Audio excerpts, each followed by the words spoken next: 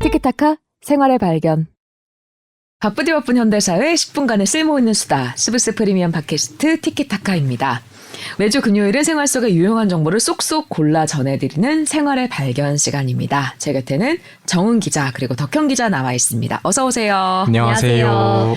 자, 오늘 생활의 발견 어떤 주제로 이야기 나눠볼까요? 바로 엔테크입니다.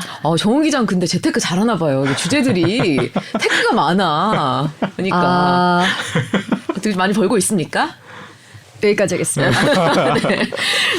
네, 그 엔화 가치가 계속 떨어지다가 최근에는 한때 800원대를 터치를 하기도 했는데요.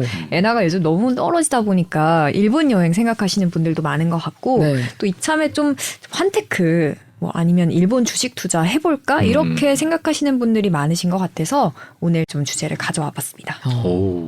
맞아요. 그리고 요즘 물가도 다 올라서 생활이 진짜 팍팍한데 엔화 떨어지고 있다. 제 주변에도 최근에 일본 가신 분 정말 많거든요. 네, 덕형 기자도 갔다 왔잖아요. 네. 그렇죠. 제가 갔다 온 지 벌써 석 달 됐는데 네. 그때도 이미 엔저였어서 체감했어요. 되게 이 정도 돈이면 예전에는 이만큼이 나오지 않는데 더 많이 엔화를 챙겨갈 수 있으니까 되게 좋았거든요. 근데 여전히 이어지고 있는 것 같더라고요. 그때보다 그럼 지금 더 떨어진 건가요? 네, 지금 제가 여기 오기 전에 환율 체크를 좀 해봤더니 100엔당 903원 정도 합니다. 네.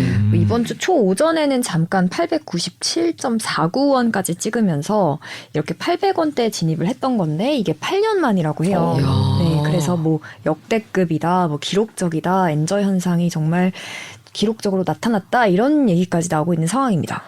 근데 이게 사실 기록적 엔저라고 해도 사실 달러처럼 우리가 이렇게 자세하게 부릅뜨고 지켜보는 게 아니라 일일이 기억하는 건 아니라 좀 어느 정도인지 확 와닿지가 않거든요. 높을 때는 어느 정도 높았던 거예요?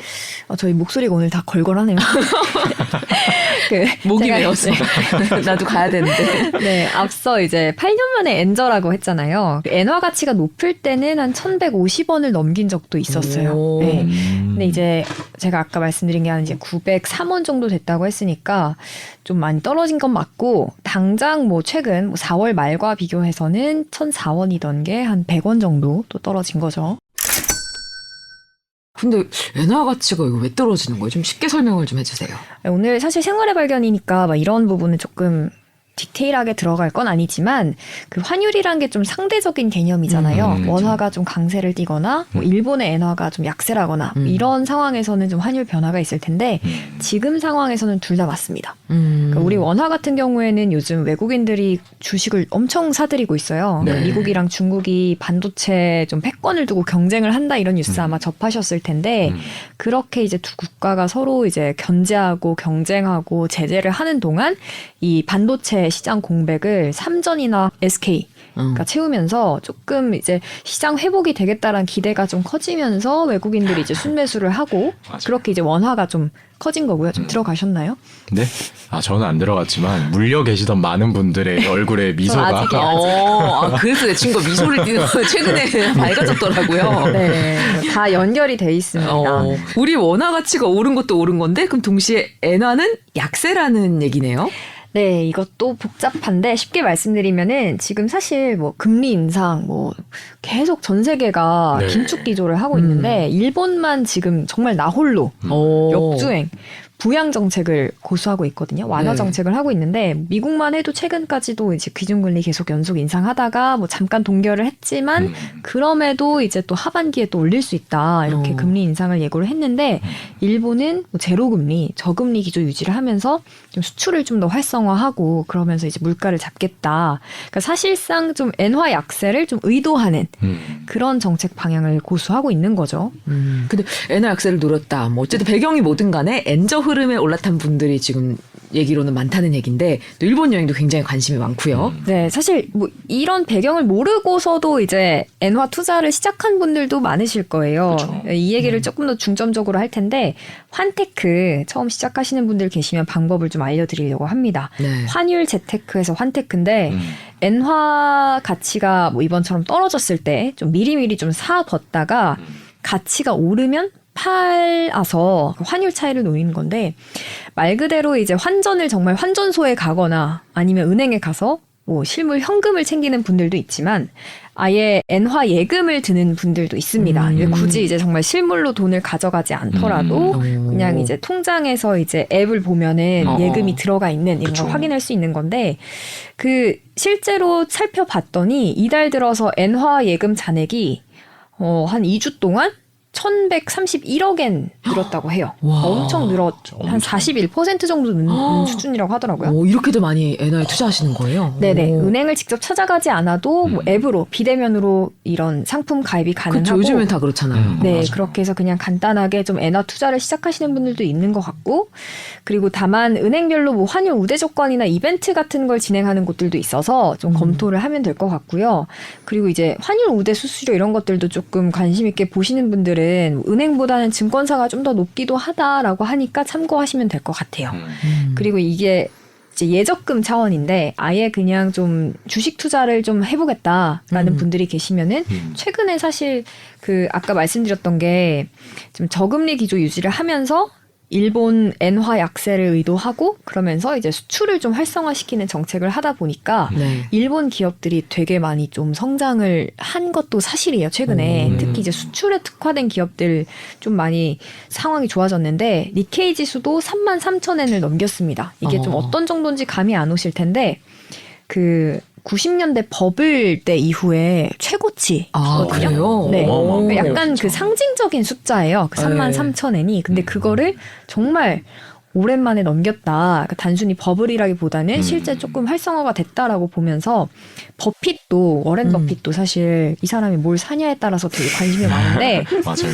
이게 되게 의미가 있었던 게 그 타이완의 반도체 TSMC 주식을 처분을 하고 그 돈으로 일본 주식을 네, 사들였다고 해가지고 조금 화제를 모았는데 좀 이렇게 주식 투자를 해보시는 것도 방법이고 그게 부담스러운 분들은 그냥 이제 일본 주식들을 좀 모아서 하는 ETF가 있기는 해요. 많지는 않은데 네. 그래서 그렇게 ETF 투자도 괜찮습니다. 근데 이렇게 방법을 좀 알려드렸다고 해서 당장 지금 가서 엔화 사세요 이렇게 투자를 자꾸 권유하는 거는 아니에요. 저는 늘 불안해요. 주의사항부터 일단 듣고 네. 뭘 주의해야 될까요? 그 환테크가 뭐 환전이라는 게 좀 사실 해보신 분들이 많아서 쉽다고 생각하실 텐데 실제로는 이 전문가의 투자 영역이라고 하더라고요. 덕근 기자는 해본 적 있어요?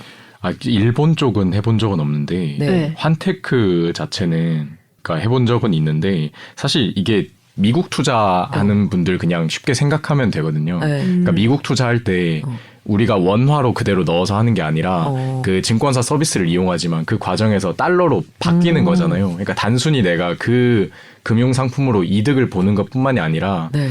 언제 기점의 환율로 계산이 되는지 수수료는 얼마나 떼이는지 막 이런 것들을 복합적으로 계산을 해야 돼서 일례로 제가 예전에 이제 테슬라 한창 호가 때 투자로 들어갔다 잘 모를 때 네. 분명히 이득을 볼 만큼으로 나왔는데 네. 환율하고 이것저것 떼보니까 그럴 수 네, 있구나. 그래서 이게 어렵거든요. 네, 네. 그런 것들을 좀 고려해야 될 필요가 있다라는 그런 비슷한 취지거든요. 뒤늦게 따져서 약간 손해본 느낌이에요. 차라리 몰랐으면. 아니, 이렇게 이제 얘기하는 것처럼 실제로 좀 투자를 하는 분들도 있겠죠. 환테크를 하는 분들이 있을 텐데 전문가 투자 영역이라고 얘기를 했던 게 네. 그 뭐 엔화가 지금 저점이고 뭐 이게 지속될 수 있다라는 말들이 있지만 아무리 올라도 100엔에 한 100원 선 정도 오르거든요. 이게 투자 금액에 따라서 뭐 100원 오른 것도 이제 꽤 올랐다. 900원 투자했는데 1000원 벌었다. 라고 생각하면 어떻게 생각하면 또 그렇게 막 차익을 노리기에는 추천하는 방법은 아닐 수도 있어요. 또 단기에는. 그리고 일본 정부가 지금 정책 기조를 일단은 바꾸지 않겠다라고는 했지만 그래도 더 떨어질 수도 있는 상황인 거고 또 앞으로 오를 때까지는 시간이 꽤 걸릴 수가 있어서 전문가들도 어쨌든 진리는 분산 투자죠. 분산해서 뭐 여러 가지 이제 국내 주식이든 해외 주식이든 부동산이든 뭐 여러 가지 포트폴리오 구성을 할 수 있잖아요. 그 중에 일부로 뭐 엔화 투자를 고려하는 건 방법이다라고 말하는데 제가 최근에 이제 이걸 서치를 하다가 그 좀 감격이라기보다 약간 공감, 제 단어를 잘못 썼어요. 와닿는 말이 있었나 보죠. 감격했어요. 공감한 어떤 글이 있었는데 네.